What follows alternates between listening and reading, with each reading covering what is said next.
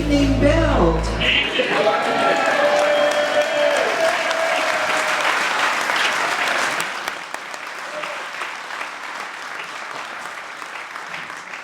For those still trying to find seats, let's find one.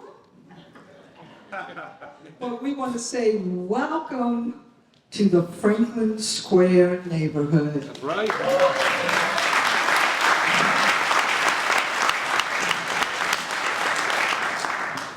Welcome to the Greater Harvest Baptist Church.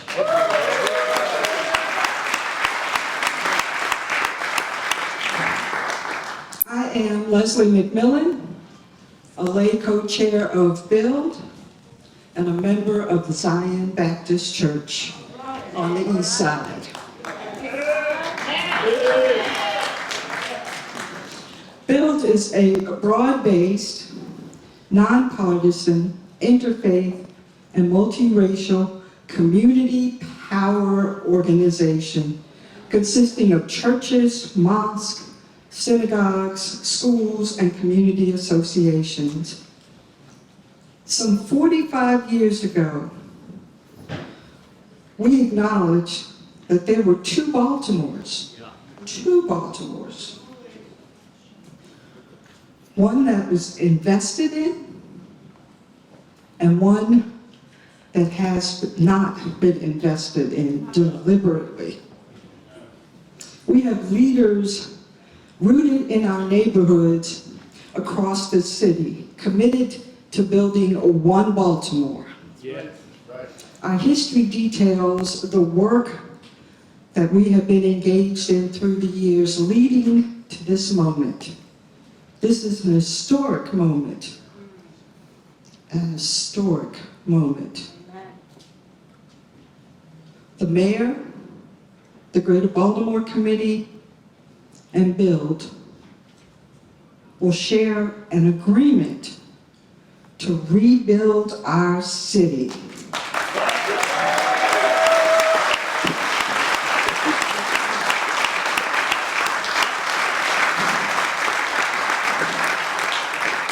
More specifically, we will invest in those neighborhoods that have been disinvested in for a long time.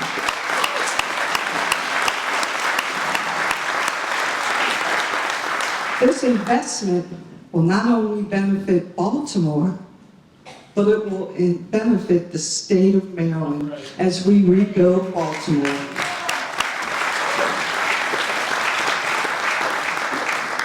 Let me introduce our fellow lay co-chair that will tell you a little bit of the details for this evening. So let's get started. Right. Thank you, Leslie. My name is Elizabeth Reichelt, and I am Leslie's fellow lay co-chair and a member of Brown Memorial Presbyterian Church. And as co-chairs of tonight's action, we are responsible for ensuring that we stick to the timeline laid out in our agenda. And so with that, I would like to welcome Bishop Kevin Daniels and Father Joe Muth to open us in prayer and ground us in our history.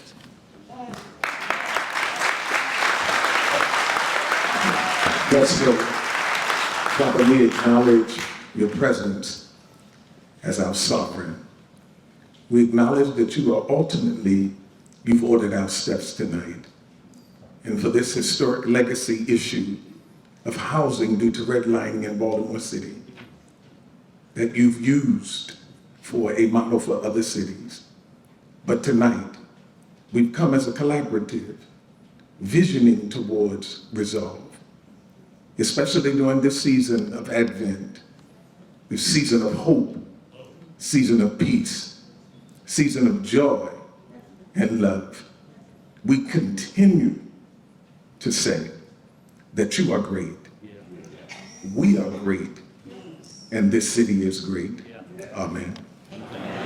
My name is Dr. Kevin Daniels. I'm from St. Martin Church of Christ. As most of you know, Build is a nonpartisan organization. We joined together with GBC and the city, and we are finally here I'll say that again, we're finally here.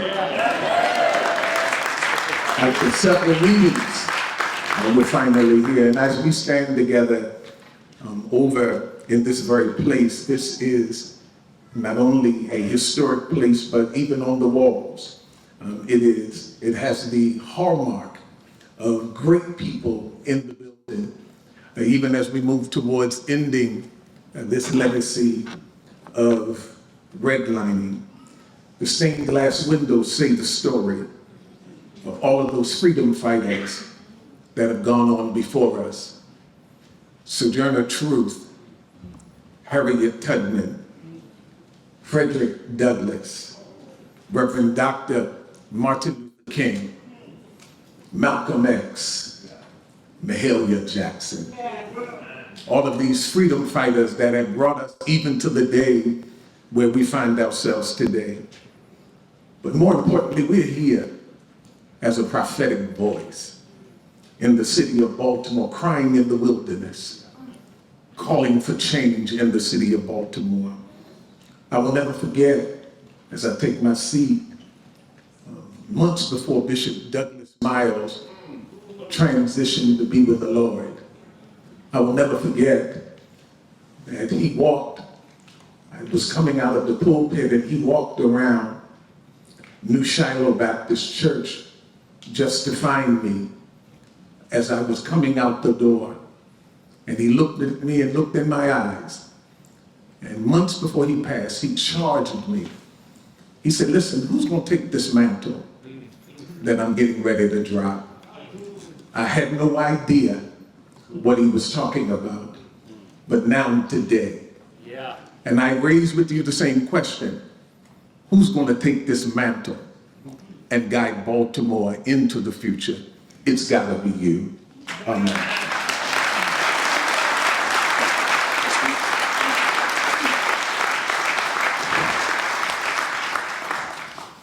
Good evening, Bill. Good evening. It's great to see you all here tonight. I'm glad to be with you. I'm Father Joe Booth. I'm the chaplain at Notre Dame University of Maryland over on Charles Street. I'm glad to be. I've been with Bill since 1977. I know I don't look it. I understand that. But tonight we are here because we celebrate the fact that we did not get here by ourselves. We've come from a long tradition of leaders from different religious traditions. Some leaders are deceased, some leaders are living. However, we have all worked and prayed to move our city from being two Baltimores to becoming one Baltimore. Right. Reverend Vernon Dobson, yeah. Reverend Wendell Phillips, yeah. Monsignor Claire O'Dwyer, yeah. Reverend Marion Bascom, yeah. Reverend Grady Jurgen, yeah. Father Rocky Kearns, yes, Reverend Calvin Keene, yes.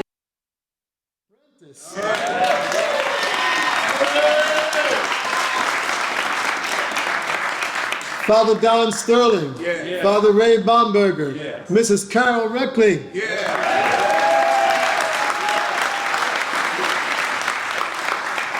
Reverend Dr. William C. Calhoun, yeah. And of course, as was mentioned already, will be mentioned a few more times, Bishop Douglas Miles. Yeah. They all had a vision glorious. And because BUILD is a nonpartisan organization, they worked with different mayors over the years, and different city councils, and different governors. And we're building families by building communities. BUILD, we are now working together with this mayor and the GBC, and we will work with future mayors and future city councils and future governors and neighborhood leaders. Our past heritage of leaders and our future leaders have a great legacy to fulfill. And I'm here to tell you tonight that the vision glorious has not died. We stand on the shoulders of those who have gone before us. We walk in the spirit of those who have gone before us. We stand on the streets of those who have marched before us. We carry the burden like those who have carried burdens before us. We face issues, even some of the same ones, like those who have faced issues before us. We have overcome because we stand together, we march together, we meet together, we pray together, we weep together, and we laugh together.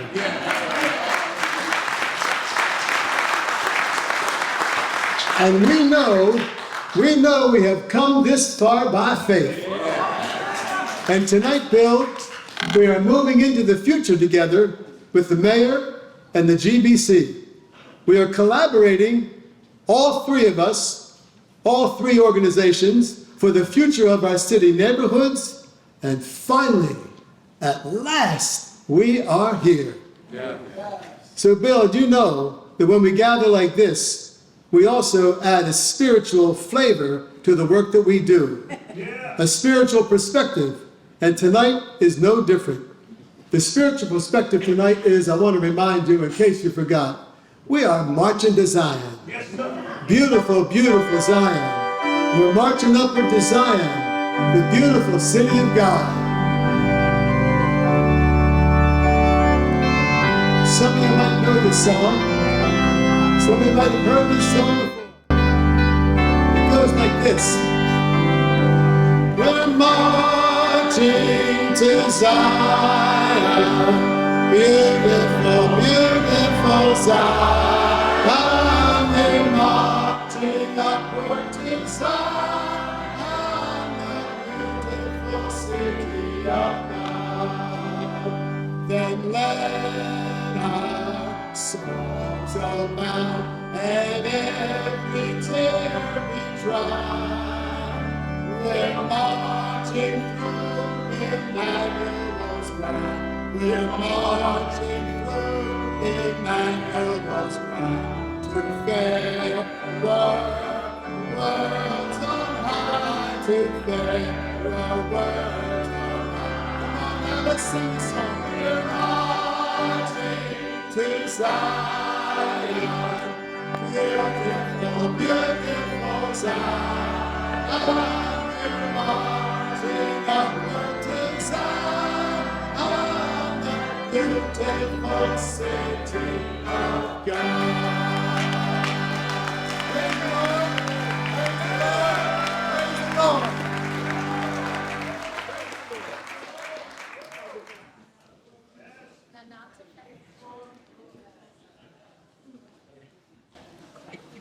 Called Father Joe back to the podium. He has been a long-standing clergy leader in Redevelop.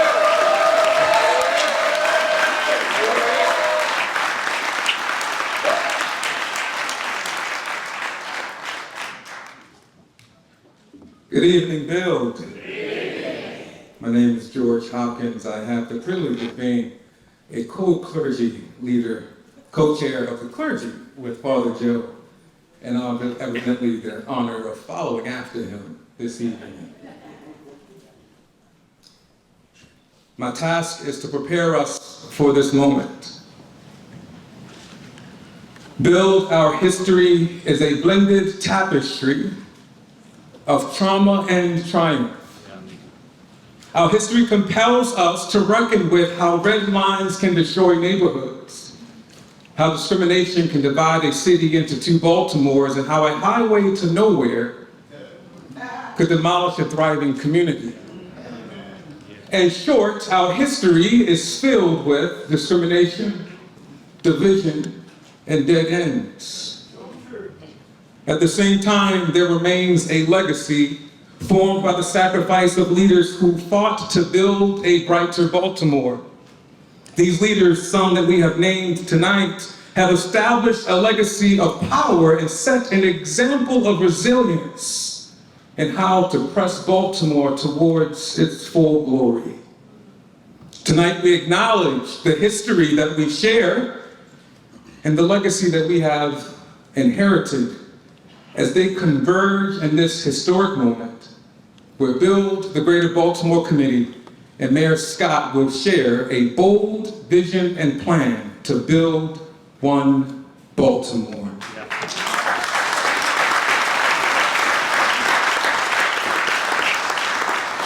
In the scriptures, there's a man named Nehemiah who found himself in a similarly historic moment where he felt the historic pain that had brought destruction to a city, and at the same time felt the legacy of faith from his ancestors, and both of those converged within him. And that pain of where his city was in ruins and that power of his ancestors compelled him that he must act to rebuild his city from the ruins. Build, we must act to build one Baltimore. We must confront the horrific history that we have inherited and has divided us, and at the same time honor the legacy that beckons us to make our contribution to moving Baltimore forward to its full splendor. In addition, Nehemiah did something equally as powerful when he built a city that is not as obvious when we look at his story. Nehemiah built his city, but he also authored his own story. You see, when someone tells a story or someone authors a history, they have to have the authority, the power then to do so. So Nehemiah authored the story, and he walked in an authority to tell a story of how his own people rebuilt their own city. Build, we must become authors of our own story.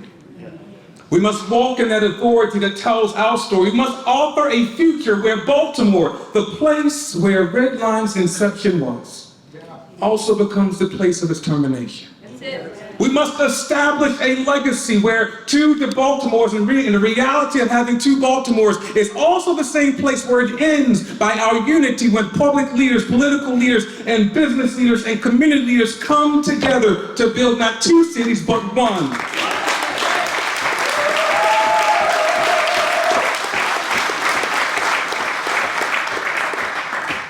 And as important as that, Bill, we must correct the narrative that says whenever we spend money revitalizing our neighborhoods, that it is a waste of money.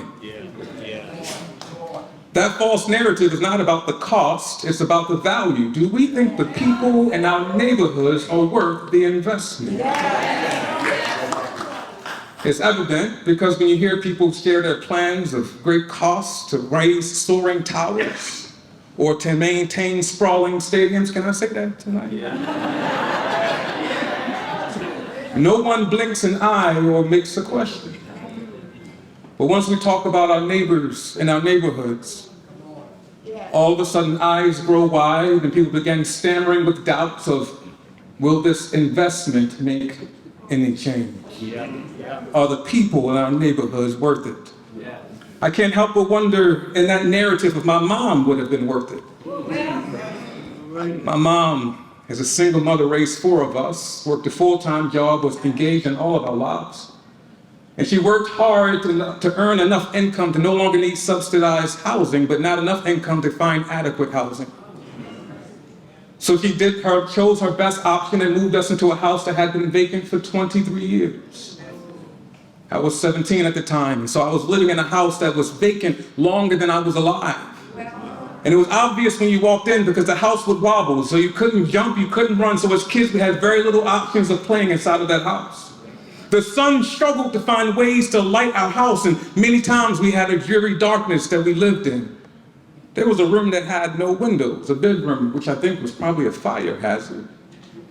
But that was my bedroom. No windows. I couldn't see outside, I couldn't see the sun, so I plastered my walls with quotes. And every day those quotes crafted a narrative in my mind of what was possible beyond those walls. This evening, we are crafting a narrative that shows us what we can do beyond the barriers that have too long hindered the neighborhoods in our city.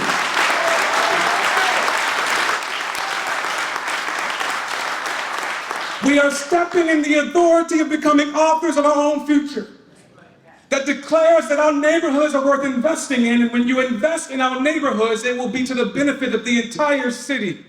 We're becoming authors of a narrative. I need us to hear this. It's not about a person. As much as I respect our mayor's heart for our communities, it's not about a person. As much as I respect Mark Anthony Thomas, a dynamic leadership, it is not a story about a person. The narrative that we write is the power of a people to determine and write the story of our own future.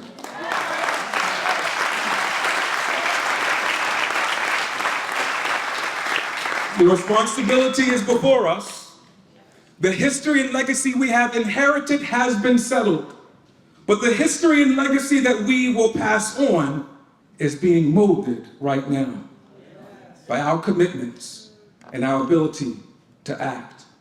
Tonight, Bill, you'll hear stories of community leaders who will share their stories of why this work is so urgent and important. You'll then hear a plan that is laid out in detail so that you can understand the significance of this plan and this historic moment.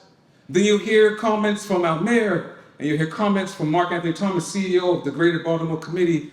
And then, Bill, after you hear those comments, it'll be your turn to make your commitment of how you are going to act, how we are going to act, and step into our authority in order to shape our own future.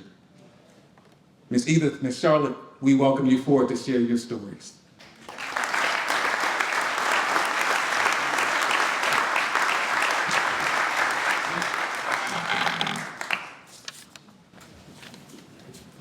Good evening. My name is Charlotte McGoins, and I would like to welcome all of you to Franklin Square. I've lived in the neighborhood for 34 years, and for 34 years I have been part of the community association here. I love our neighborhood, and I try to be part of everything I can. I'm like a social butterfly. We try to help our neighbors and pass out information. We do music in the park. There's events at Grace Medical, the old Bon Secours Hospital. The best thing about our neighborhood is that there's so much going on. But more than that, we're just down the street from the MARC station. We're walking distance from downtown, from the Orioles and the Ravens Stadium, and from the new Lexington Market and more. But I'm here tonight because I want more for our neighborhood. Yes. I want to see our neighborhood thriving, just like other neighborhoods across the city.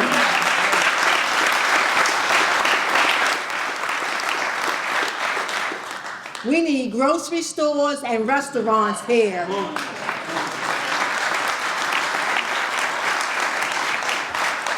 I don't just want hamburgers and wings. I want a soup, vegetables, a lobster. I want to see that in this neighborhood.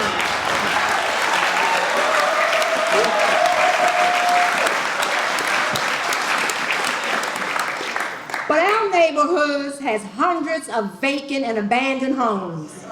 They drag down our property values. They stop new neighbors from moving in. This has to change. Thank you.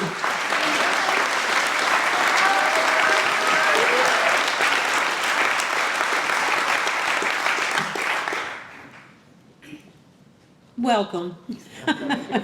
My name is Edith Gilliard, and I'm the president of the community.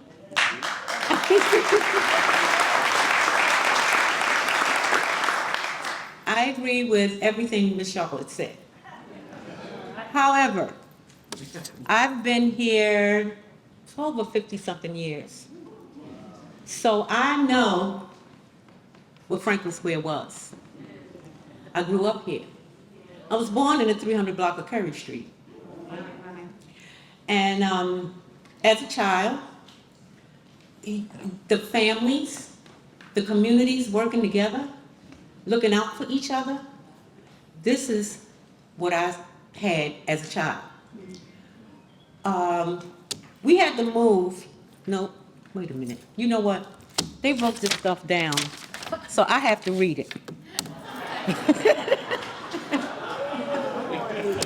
I'm gonna get there. I'm gonna get there. We had to move with a little block I used to live in. It was called Bourne Court. Little tiny street block, you know, one of them little alley streets. We had to move along with the rest of the people in the 1400 block of West Saratoga Street because they were rebuilding a school there. But I moved. And then I moved to New York, came back from New York, brought my babies back here because I remember having a backyard and a basement. And being able to send the kids outside and just be able to see them out there running around and playing, knowing that the neighborhood is gonna take care of your children, watch over your children. Yep, so, came back here, it was different, you know, but the people that I remember, they were still there. But, then there was the highway to nowhere. There's family, I have family there that lost their homes, you know, to the highway to nowhere. So now the highway to nowhere to me means that's where my family used to live. I have a whole story, y'all, but I'm not gonna tell you because we probably have a sleepover in here. So for me, myself, being in the Franklin Square community and being here for over 50-something years, I wanna see new homes. I wanna see no vacants. I wanna see families getting together, you know, and working together to build our community. Because you know what? This is our home. This is our home. And I know I don't want nobody coming in my house tearing down my house. So the thing is that what they tore down, let's rebuild. And we can't rebuild unless we work together. So whether the person across the street, this is what because you know they had, this is so-and-so's neighborhood, and this is Board Boots, and this is Pigtown, and this is, no. You know what? You live across the street from me, I don't care what neighborhood you're in, guess what? We need to work together. And make this happen. And make this happen because we've been waiting on this for a long time. And it's finally here. That's right. And it's happened. So guess what? Now it's time for us to start doing it. Yeah. Mayor?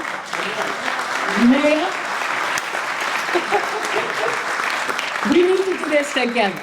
Thank you. Next we'll have Sterling Hardy from Rectory.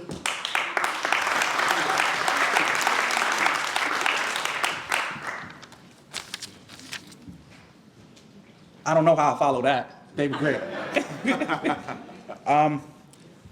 Good evening today. My name's Sterling Hardy. I'm the co-founder of Redevelop and a lifelong Baltimore resident, born and raised, never plan on leaving. I grew up in West Baltimore down the street from Carver, where I do a lot of my work today. In West Baltimore, like many of our other neighborhoods, many of the homes are abandoned. Lots are overgrown, covered in trash. It's terrible. Thank you. Sorry about that. But in these communities, not just the houses are abandoned, the whole neighborhood is. It's the people who live there, and they know it. When it's just your house and 2 other homes on the block that are occupied, that impacts you. That impacts the people that walk down your street every day. The picture has already been painted to you that no one cares about your neighborhood, so why should I try? People in the city always talk about crime and safety, but it's really clear to me, if you want to tackle crime, you have to invest in our neighborhoods. You have to bring homeowners, new residents. You have to rebuild our neighborhood from the ground up. That's what Rectory is all about. Rectory is a nonprofit who trains high school students in trades so that we can bridge the gap between the educational system and the workplace.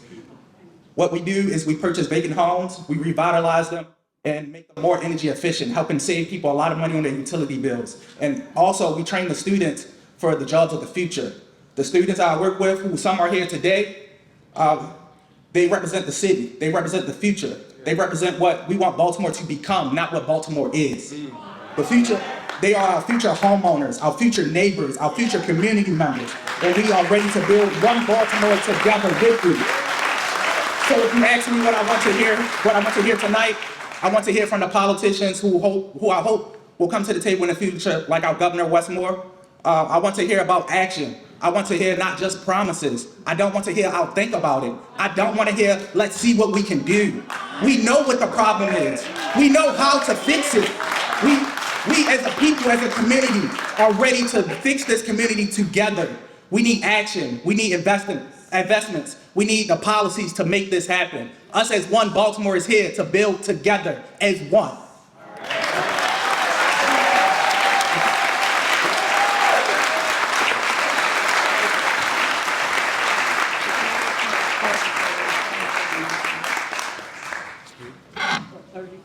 Thank you, Sterling, and I know that your fellow Carver graduates and students are very proud of you, so we're glad you're here tonight. I'd like just to take one moment. We want to be sure that one leader from each Build member institution is prepared to report their institution's turnout.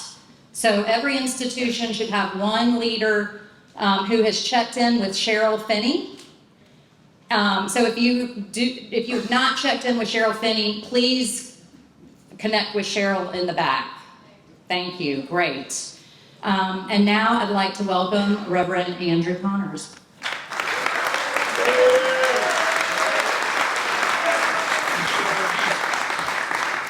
Good evening, Bill. Good evening. For as long as I've been alive, leaders in our city have pursued a strategy of investment in downtown with the promise to us and to our neighbors that the wealth invested there will eventually fill up the pools of prosperity so high that it will overflow uptown in the form of jobs and safety and education and health. Bill, together with the mayor and the GBC, we are going to end that narrative once and for all. We're going to end it once and for all. From the prophetic warnings of our different faith traditions, we've known for a very long time that this trickle-down investment would never happen. So we did our best to make our own way. We fought for and won the first living wage ordinance in the country at a time when manufacturing jobs were leaving the city. We fought for $1 billion for schools at a time when those buildings were crumbling. That's right, and we raised our own money, $10 million, so that neighbors could rebuild Oliver, Broadway East, Greenmount West, and now Johnston Square, to show others who didn't believe what was actually possible in our city. In these neighborhoods, legacy homeowners gain wealth without losing their homes. The murder rate was cut in half, and people who had moved out of the city moved back in. Along the way, we worked with 5 different mayors and 3 different governors, because we know that to rebuild neighborhoods, it takes more than any one leader working alone. It takes all of us working together in the spirit of Nehemiah toward a vision that can outlast any one of us. Through our East Baltimore work, Pastor Prentice and Pastor King, we demonstrated that when you invest in neighborhoods in the right way, eliminating abandoned houses, strengthening neighborhood leaders to make their own decisions about what's best for their own neighborhoods, you should expect a return on your investment that more than pays for itself. Right. And yet, as you heard from Reverend Hopkins, from Miss Edith and Miss Charlotte, and Mr. Sterling, for generations, we have not only just ignored whole neighborhoods in our city, we have actually stripped wealth and denied investment from those neighborhoods.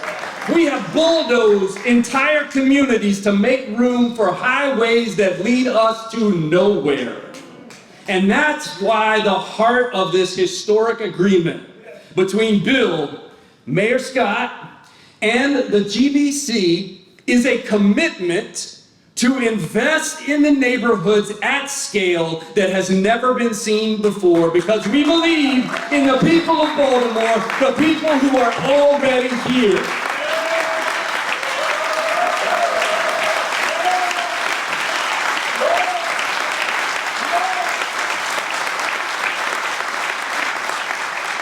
Now, Mr. Mayor, I remember when you came to us at Memorial Baptist Church before you had taken office, and you said to us, Bill, I want your housing approach to be my housing approach. Yes, sir. And over time, we said to you, Mr. Mayor, that's great, but we don't have the revenue that we need to make that possible. The city hasn't invested the money that's required to do this at scale. And Mr. Mayor, you said to us, Well, let's look together what we need to do to invest at scale, what tools we need, what investments we need. And that began our focused work together. And soon after that, Mark Anthony Thomas met with us and told us, you know, this rebuilding effort is also important to the business community. Businesses cannot thrive while neighborhoods continue to crumble.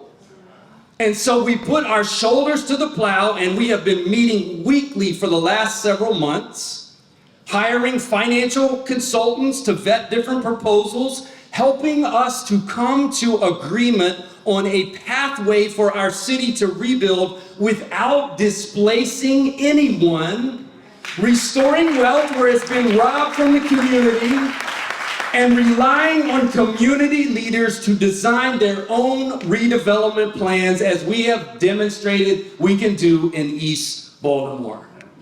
Now, all parties agree that the scale of the problem requires public investment of a minimum of $3 billion over 15 years to address at least 37,500 properties directly, with a pathway to public investment in 45,000 properties if needed.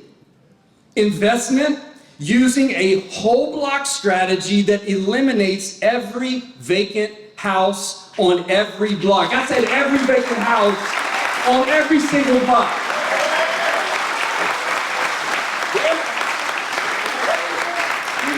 Now, the outside housing and financing consultants that Bill, Mayor Scott, and the GBC hired together, PFM, some of the foremost financing experts in the country, trusted in Annapolis, have demonstrated to us that every dollar, get this, every dollar that the government invests in this community-driven whole blocks approach will generate 2 more direct dollars from the private sector, enough capital to rebuild all of our neighborhoods 1 block at a time.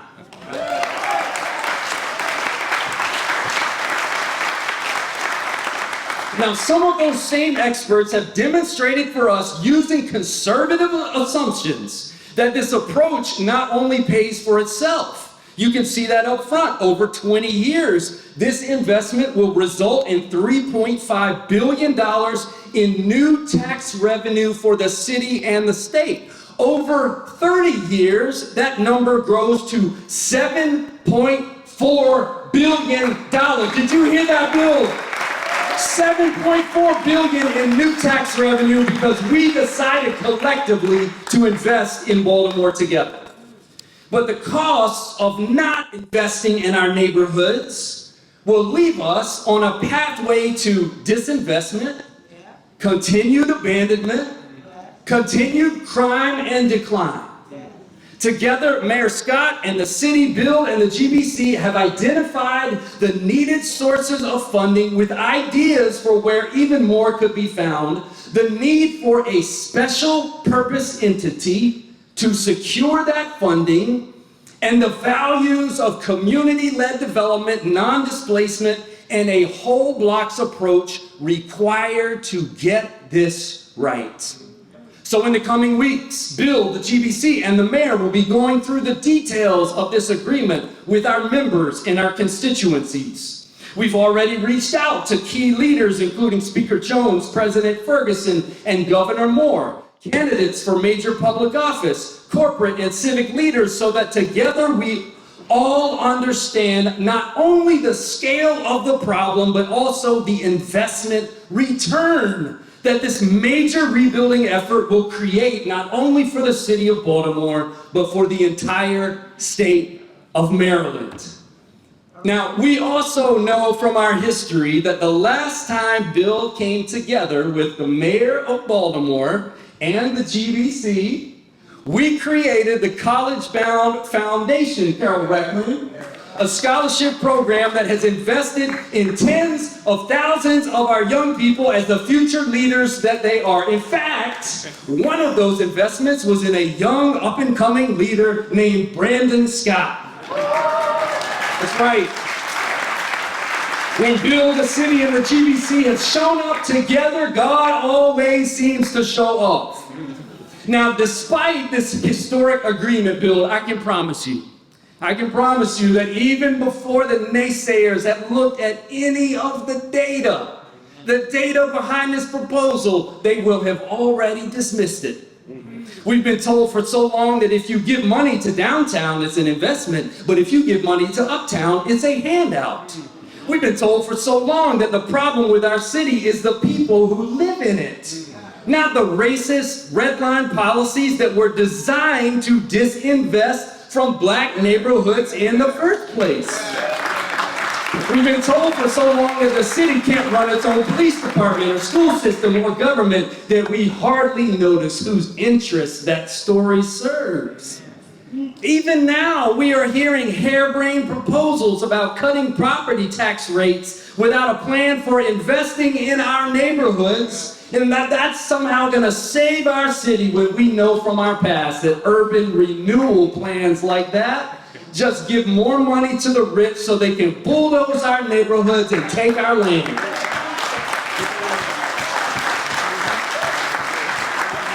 That's why it is so important. It's so important that when you leave here tonight and you hear people say, because you know they will, we can't afford what Bill, the city, and the GBC are pushing for in these times. It's important that you remember that this is an investment that will more than pay for itself. We have the data now to prove it, not just from the 3 neighborhoods that we've actually rebuilt, but from the foremost housing experts in the country. We know that rebuilding our city without displacing residents is the best path forward to build one Baltimore together. We have agreement on the approach and the sources of funding that could get us there. It's not a matter of whether or not we have the money built. It's the matter of the priorities of our public officials. Because here's what we know, Bill, as I get ready to take my seat. If we can find close to $1.5 billion in lean times for our football and baseball teams, you heard what I said. If we can find hundreds of millions of dollars in public money for the Inner Harbor for a second time around, then we all know that we can find money for a first-time investment in our neighborhood. That's right, Bill. The time to rebuild Baltimore is now. Right now, it's time to rebuild. We must rebuild.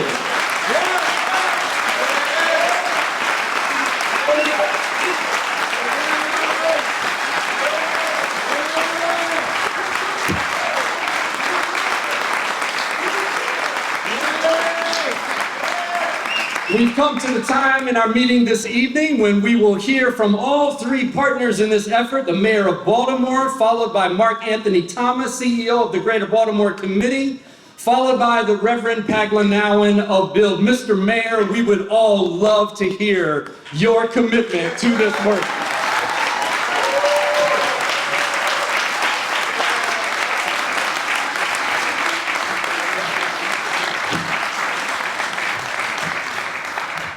Reverend Brown, if you need anything fixed in the church, now's the time. Pastor Blake.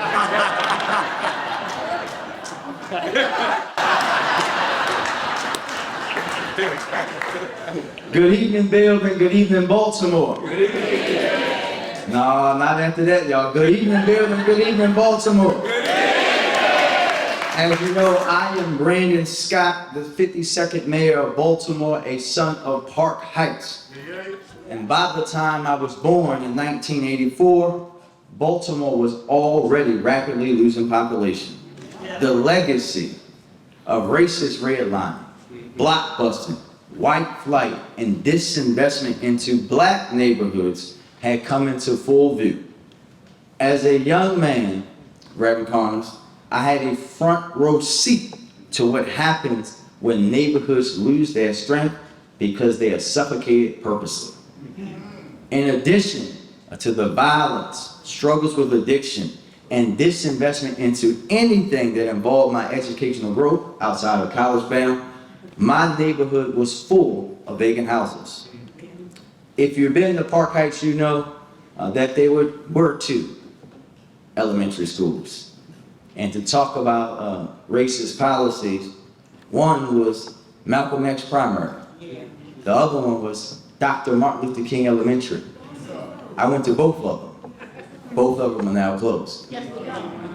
But my walk from Dr. King down Paul Mall Road, past the mall, Oswego Mall if you've been to Park Heights, was full of vacant properties all the way back down to Cold Spring. And while I enjoyed mattress flips and wrestling matches and vacant lots like most Baltimore boys, I didn't understand why no one cared that we had to live with that reality. Why did no one act with intention to change the reality of a young black boy in Park Heights? I asked my mom why, and she said, if you want to change, you have to do it. No one is coming to Park Heights to save you. And from that moment, in the 90s until now, in this church, that Reverend Brown put the air conditioning on the side of the building, I've been trying to change it. I've been working to right historical wrongs, to bring peace and justice to our neighborhoods, and set the city's course to achieve our full potential, but not for some of the city, for all of the city, for young black boys and girls that come from the neighborhoods like I grew up in. In the course of that work, I've come to know intimately what has caused so many challenges in my neighborhood that I witnessed growing up and across Baltimore. Baltimore, as we know, is a city that receives so much negative attention from around the country, from former people that used to live in the White House that we don't talk about, even from our own neighbors here in Maryland, for how we grapple with homicides and addiction, for how we have borne the brunt of the collapse of American manufacturing, and yes, for how we have far too many vacant properties in our neighborhoods, despite many people that own them living in those jurisdictions. Yet, Baltimore receives very little attention for the history that led to those things that we've heard about tonight. Yes, Baltimore is the birthplace of redlining, but it's also the birthplace of Thurgood Marshall, the testing ground for systemic racism, yet was also the testing ground for so many strategies that changed this country through the fight of civil rights, thanks to Baltimoreans like Lily Mae Carroll Jackson. Yes, sir. The hallmark for mass incarceration and indiscriminate unconstitutional policing, yet also the hallmark for so much black excellence like Elijah Cummings.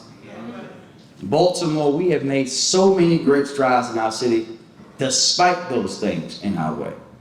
I am beyond proud to have introduced a comprehensive violence reduction strategy that in partnership with our neighborhoods has us seeing a 20% reduction in homicides and on track to be under 300 homicides for the first time in 9 years.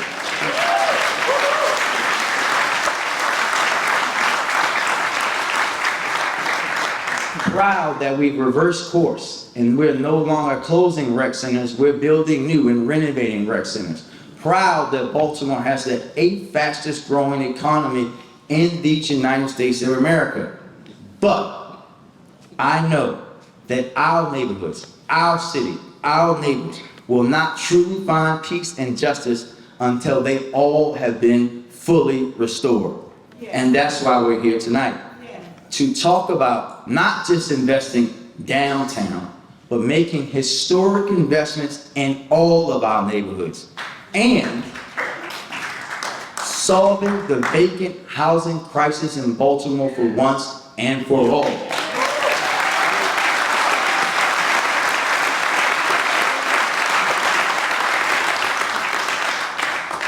When I took office, Baltimore had been stuck at 16,000 vacant properties for 2 decades or more. While hundreds of millions of dollars in tax breaks were given to downtown development projects, Those before me only spent about $7 to $8 million a year to deal with addressing vacant properties. At that rate, it would take more than 300 years to end this crisis. Does Baltimore have 300 years to wait? No! Does Baltimore have 300 years to wait? No! We cannot afford to wait 3 centuries to rebuild our neighborhoods. And we're already doing the work. With the leadership of our Housing Commissioner, Alice Kennedy, my administration has invested a historic $146 million of investment into our neighborhoods. That investment, when you plus that with the work of Rebuild Metro, and so many other private developers, has helped Baltimore collectively get down to 13,640 vacant properties as of today.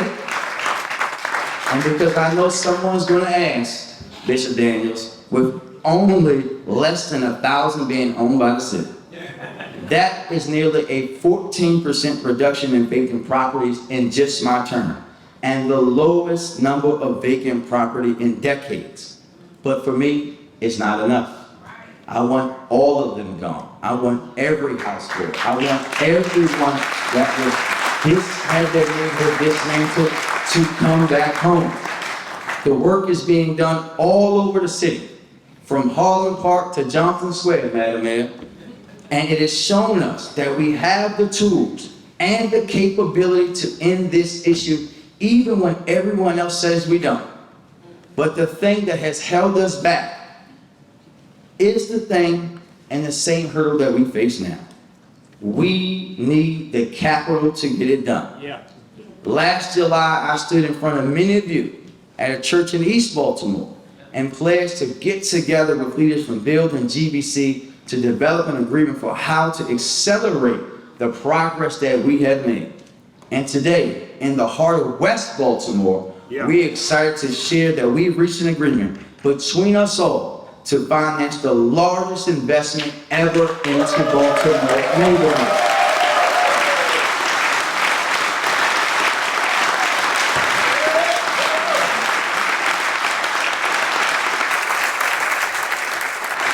Together, we will work to generate at least $3 billion over the next 15 years through a combination of city, state, and private investment to end the crisis of vacant and abandoned properties in Baltimore City.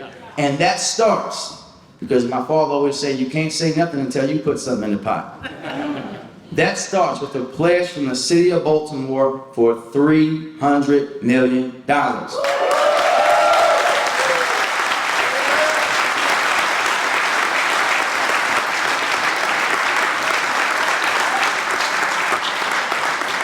Now, Bishop, if we were in church, this would be the part where I say, now I'm going to get to the text. To finance this, we will become, Baltimore, the first city in the United States to issue non-contiguous TIF bonds.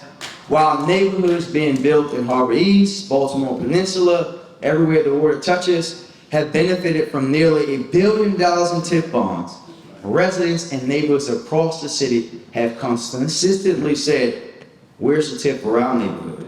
And tonight, we have the answer.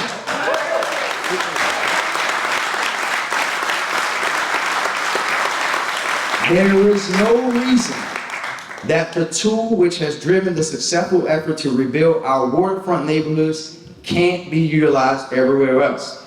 Just as we created those TIF districts, we will create many TIF districts around vacant houses across Baltimore, allowing us to borrow up to $150 million over the next 15 years and paying back the loans using the property taxes generated from the renovated properties down the road. And as a member of my grassroots cabinet told me the other day when I briefed them on this work, oh, this is an uptown TIF. That's exactly what this is. Because it's beyond time for Baltimore to bring TIF from downtown to uptown and across town. And I know that all of Baltimore will agree.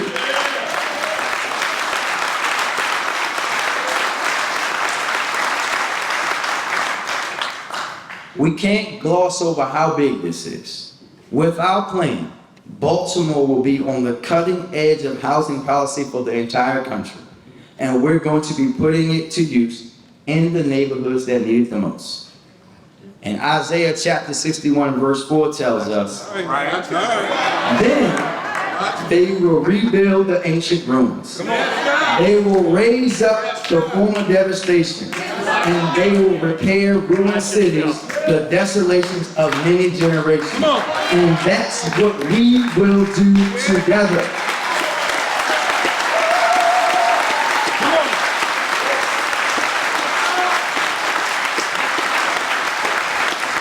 But that's not the only innovative approach that we want to take. Next, we will resurrect a decades-old special purpose entity, the Industrial Development Authority, that was created to help finance the initial development of Harbor Place. After $100 million in bonds were issued then, the debt paid off in early 2000, the IDA has sat dormant ever since. We will use the IDA to borrow another $150 million over the next 15 years and utilize the economic activity generated by those properties to repay those loans, meaning the city is ready and will put forward $300 million for this effort. But the work doesn't stop there. Bill, GDC, and the city are committed to raising another $300 million from private and philanthropic partners who want to join us in betting big on Baltimore's renaissance. For those doing the math, that gets us to 600, an incredible start. That $600 million by itself will be the largest investment ever into dealing with vacant properties in the city. But we're not going to stop there. That's what we're able to do. To completely address the issue, we know that we have to raise even more capital. And to do that, we're going to need some help from our friends, and I mean Annapolis. Governor Moore, Secretary Day, and Secretary Grady have already been incredible friends to the city of Baltimore, and we need their help with this plan. Now, we all know they inherited a mess after 8 years of a governor who was all press conferences and no action, who cared more about giving sweetheart deals to his rich buddies than he cared about improving the lives of Marylanders, especially Baltimoreans. A governor who killed our red line and literally took us off the map. We now have a governor interested in doing the actual work and looking out for all of us, who calls Baltimore home and knows how important it is for the city. Now, they're going to be going through their financial plans, and we know the budget is coming.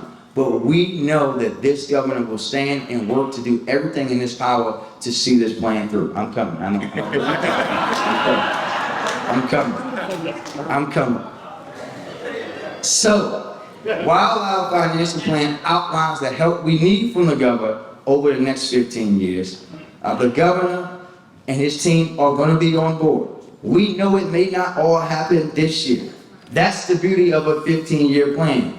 It gives us time, but it's still a lot better than 300 years. With both direct state funding over the full course of the 15 years and permission to sharing in our sales tax revenue, like most cities across the country, for the first time in our city's history, we can meet the mark of what's needed.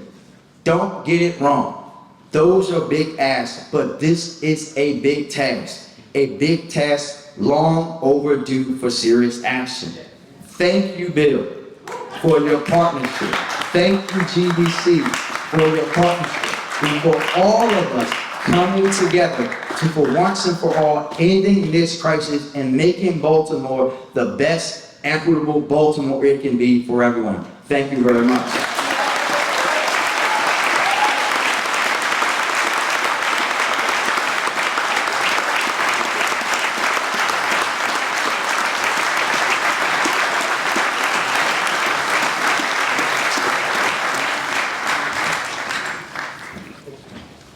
Good evening. So GBC was established roughly 70 years ago. And when I took over as CEO, which is exactly a year ago this week, I did a lot of listening. First, people were like, "You're an outsider." And I said, I am, but I'm a patriot. And ministers, you all told me that this is America's greatest city. Oh, yeah.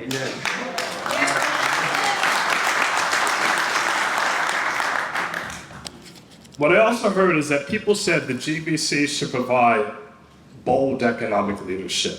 And when we released our agenda, we said that we will. You also said that we need to ensure that Baltimore region has a world-class transit system. Yes. And that's one of our commitments as well.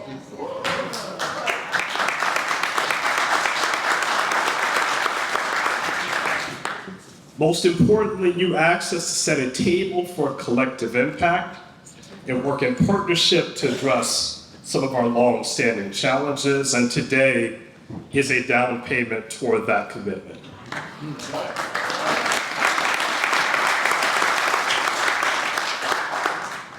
I'm so grateful to the mayor and his team, the city council members who I see in the crowd. We have a lot of GBC partners and board members, my staff, who've all been deeply committed to this issue. This has been the defining thing of my year, above and beyond all the stuff that we've worked on. We agreed to look at 4 key areas, and I want this to really be communicated. For one, how do we finance a reform at scale? How do we then implement those reforms? How do we support community development partners? And how do we ensure that we have a workforce that can build and rebuild our neighborhoods?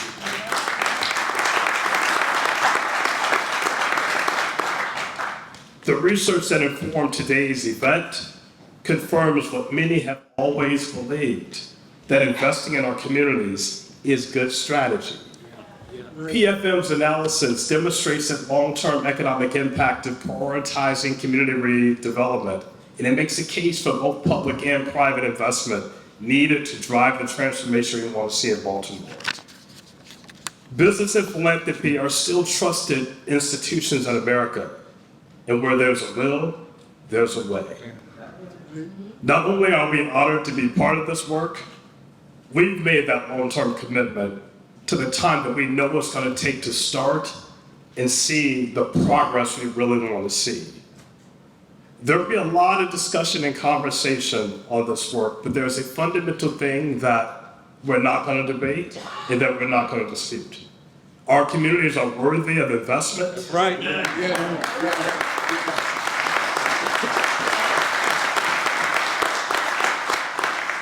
They are worthy of the excitement, the new construction, new small business openings, the infusion of capital brings. It is critical that we silence the uncomfortable volume of voices invested in our stagnation. Our greatest skeptics, for them, we need to paint a vision through data, through collaboration, and through leadership that can change hearts and minds. Well, today you have all 3. Galatians 6 and 9. I grew up coaching. I grew up churching out of Christ. Yeah, give me straight out of scripture. Okay. And let us not be weary in well doing. Yes, sir. Yeah. For in due season we shall reap. Yeah. If we faint not. Yes, sir. I hope you're not weary. I'm not weary. Are you? We can't be. Our season is due. Thank you. Yes, sir. Come on.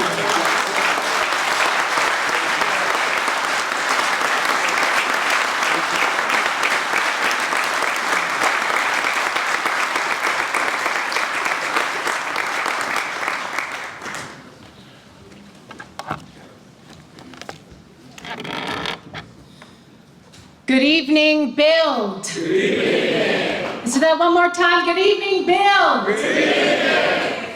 I'm Reverend Christina Paglinowan with the Church of the Redeemer and on Build's executive team, and I'm curious, how's everyone feeling right about now? I want to know if you can feel the power in this room. If you can feel the power of all of us coming together from all across Baltimore, Harlem Park and Roland Park, Franklin Square, Johnson Square, and Belvedere Square, uptown, downtown, east side, west side. Will you please make some noise?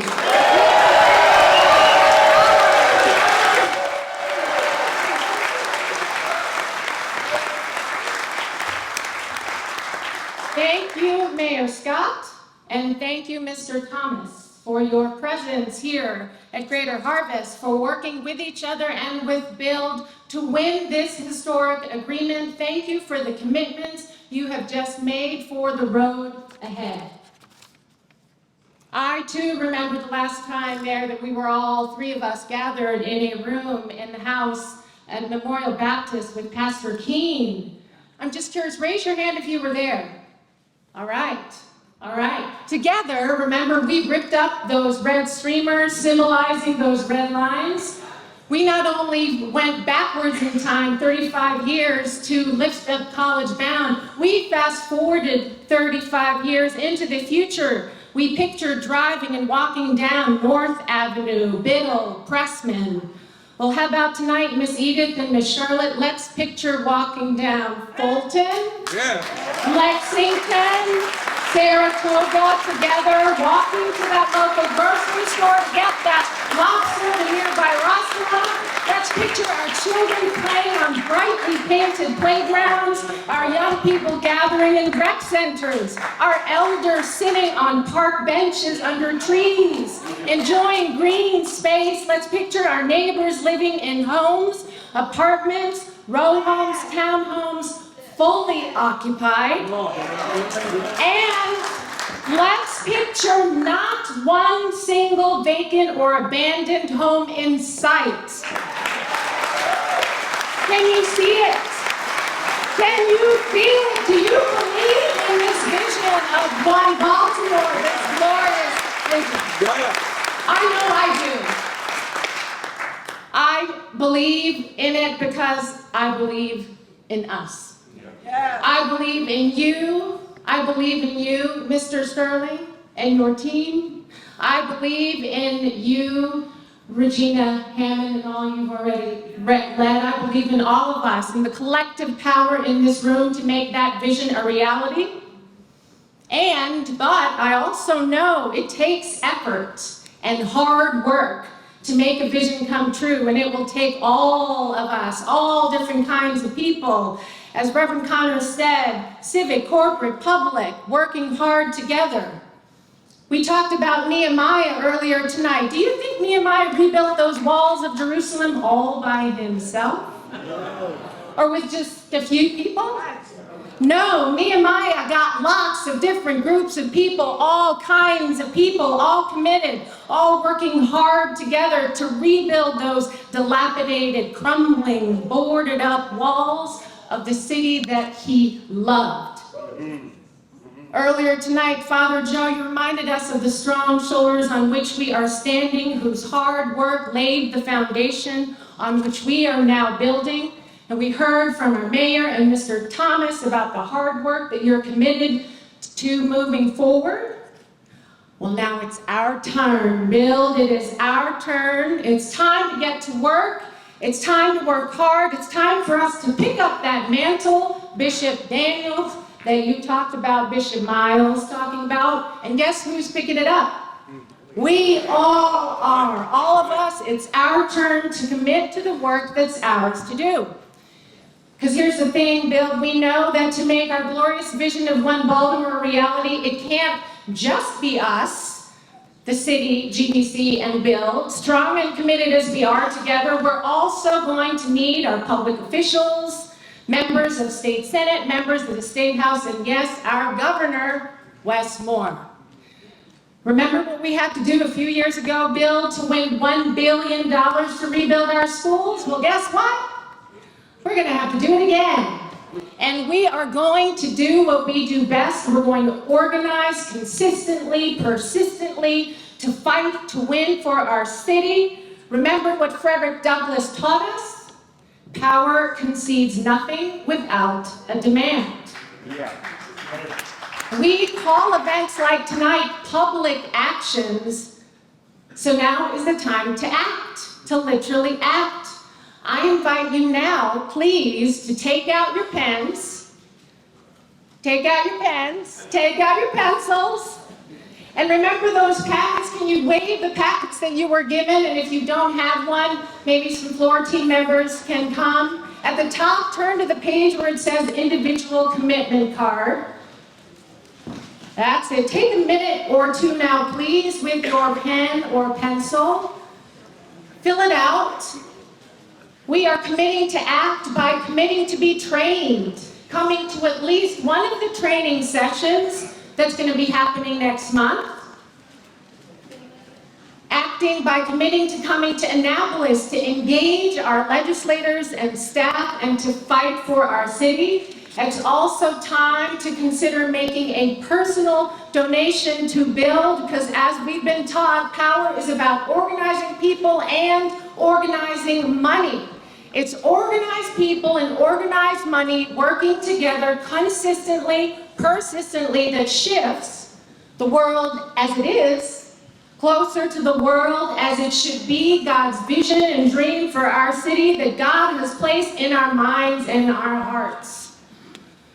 And in case you're wondering, Build doesn't take public money. We're accountable to our member institutions, to the individuals who support us, and our partners at the Industrial Areas Foundation are committed to matching every recurring gift. That's gifts that happen regularly throughout the year, as opposed to a one-time donation, although we welcome those too. Our goal this year is to raise $50,000 in individual donations, and we've raised $40,000 so far. So thank you to those who've already given this year. So while everyone's busy filling out your forms and passing them to floor leaders, or you can turn them in when we leave, I'd like to invite our designated leaders from our member institutions who are present here and sitting up front right over there to stand up and start lining up right here. And Cheryl Finney's going to help with that.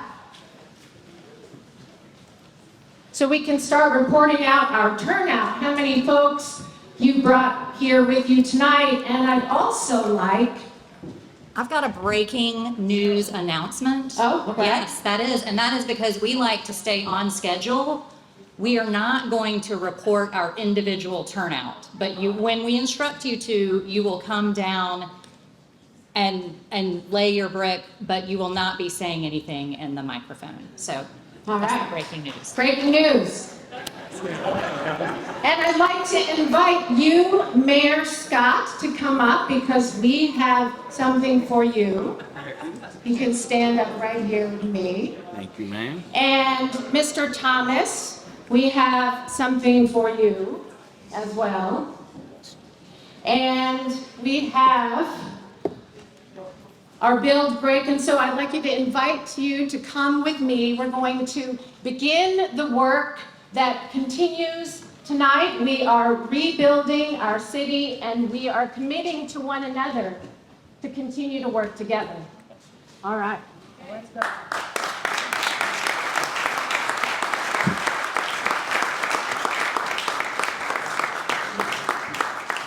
So thank you, Mayor Scott and Mark Anthony Thomas and Build, for laying the base, laying the foundation of the walls that we are going to rebuild.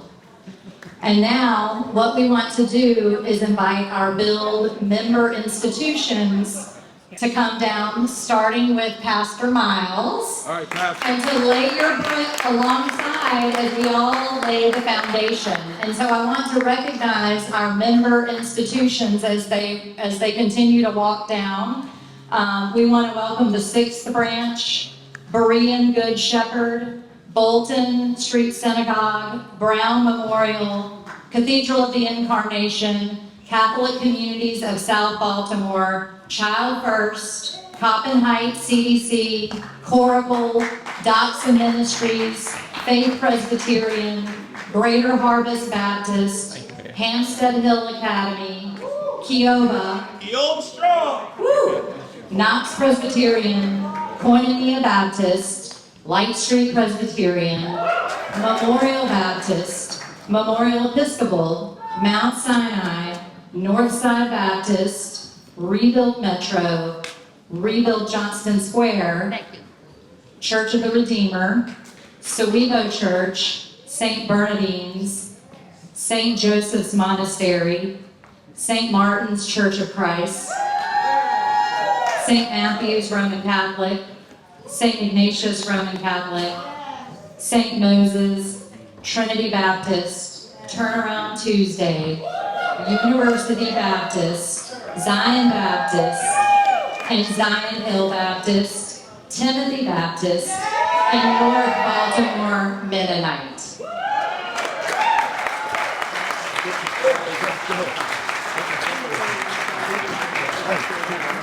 And we also want to recognize our leaders in the overflow room downstairs. There are over 520 of us gathered here tonight, committing to do the work together. We are laying the foundation to rebuild our city.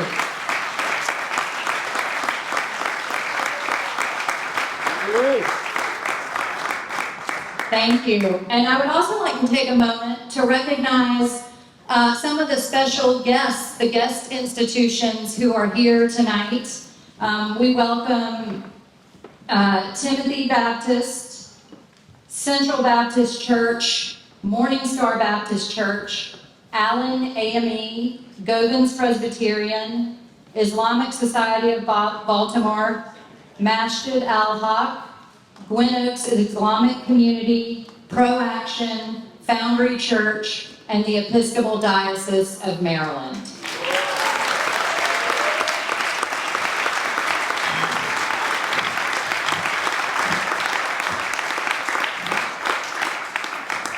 Our special guest list is long. We also like to recognize our elected officials. One of our newest delegates, Delegate Malcolm Ruff. And then we have City Council person, John Bullock. City Councilman Zeke Cohen. City Councilwoman Odette Ramos.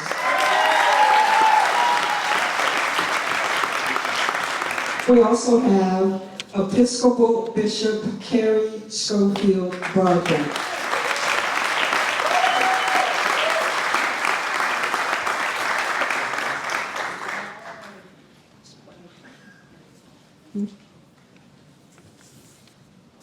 And I see our floor team is collecting the commitment sheets, so if you could please pass them to the side so that we can gather your commitments and follow up with you on these. Thank you, Bill, for those commitments. The work lies ahead. At this point, I'd like to call the Reverend Brett Brown to our podium.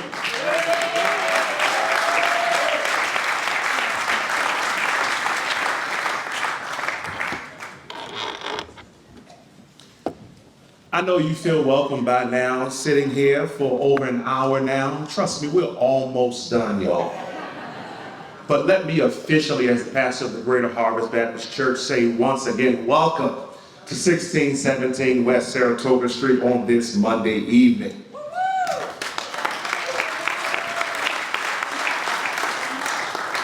The scripture of Nehemiah is a narrative of leadership and its story about doing the work.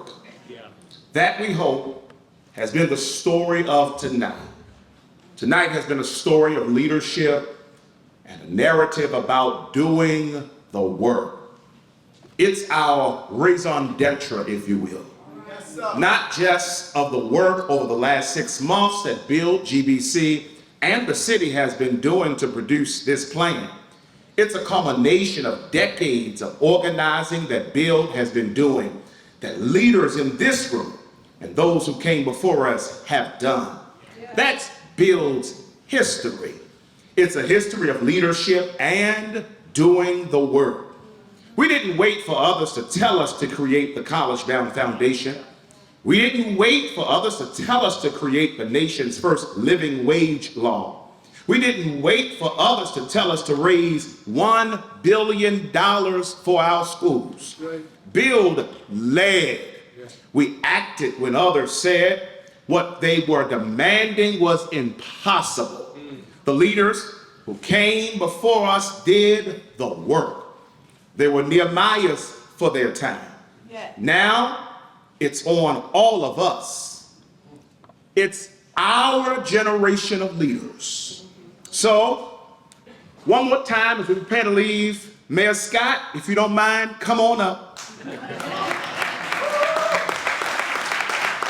Mr. Mark Anthony Thomas, if you don't mind, come on up. Reverend Paglanawan, come on up. Reverend Hopkins, come on up here one more time. Come on, Connors, one more time. We're going to have to take this moment and look each other in the eyes and lift that question, are we going to see this through? We literally have to look each other in the eyes and ask each other, will we see this through? Why don't you take a moment and look at somebody next to you right in their eyes and ask them, will you see this through?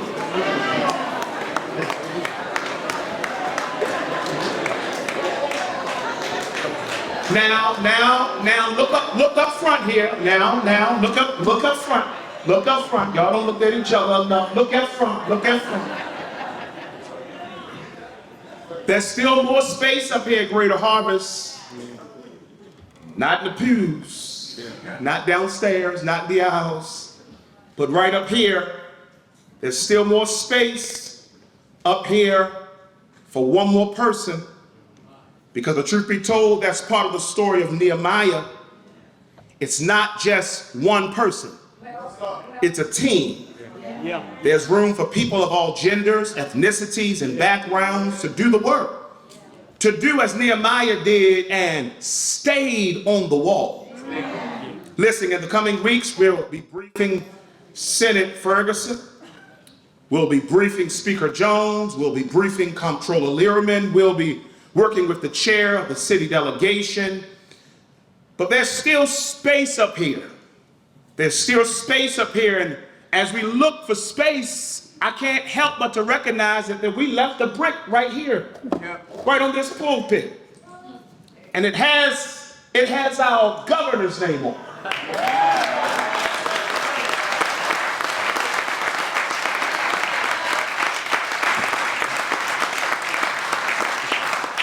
It was not too long ago that then candidate Westmore stood with Bill at Coppin State in front of 1,100 of us, Bill.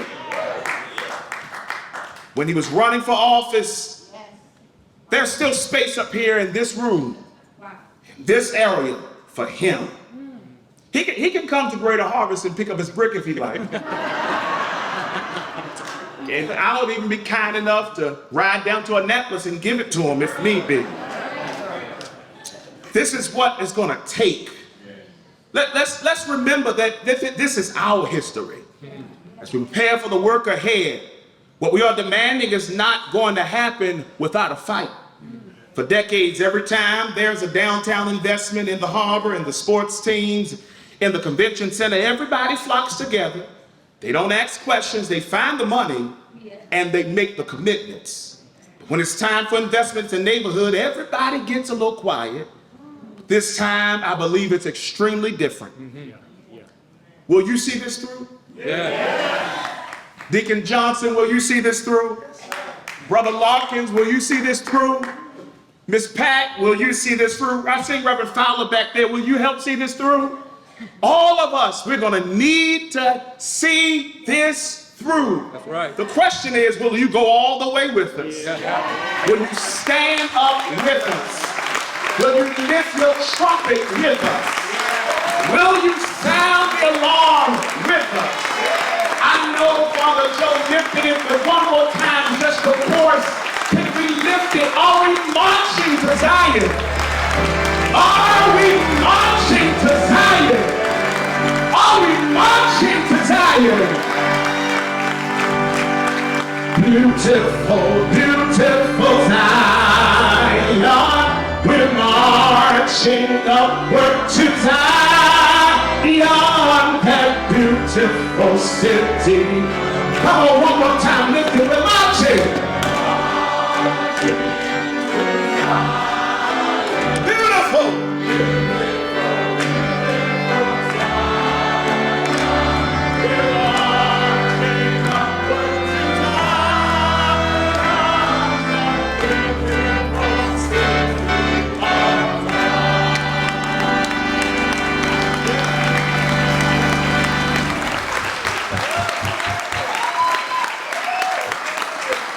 The power in this room. Before we have closing prayer, I want to acknowledge an important partner that has been with Build since his birth. The Industrial Areas Foundation organizers and leaders who are with us. They are open to welcome.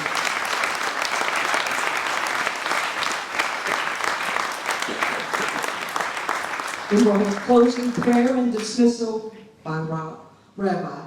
Ray Rabbi. I'm Rabbi Andy Gordon from Bolton Street Synagogue.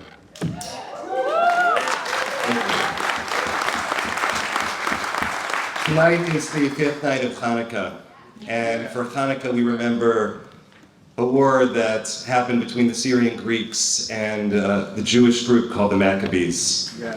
And our temple was destroyed. It was decimated, and as the Maccabees entered the temple, the temple was overturned, and they wanted to light the menorah, the 7 candelabra.